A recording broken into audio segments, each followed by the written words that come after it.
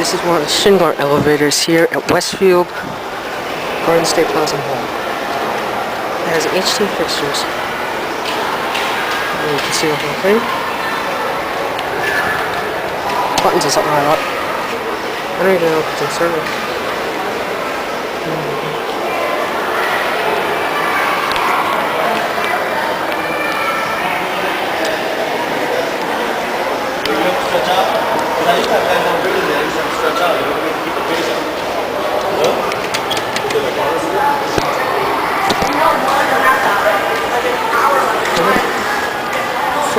Could it be broken? I'm not sure.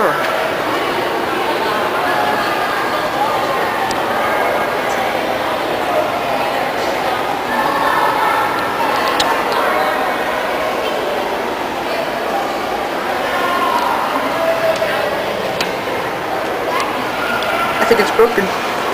Yeah, it's broken.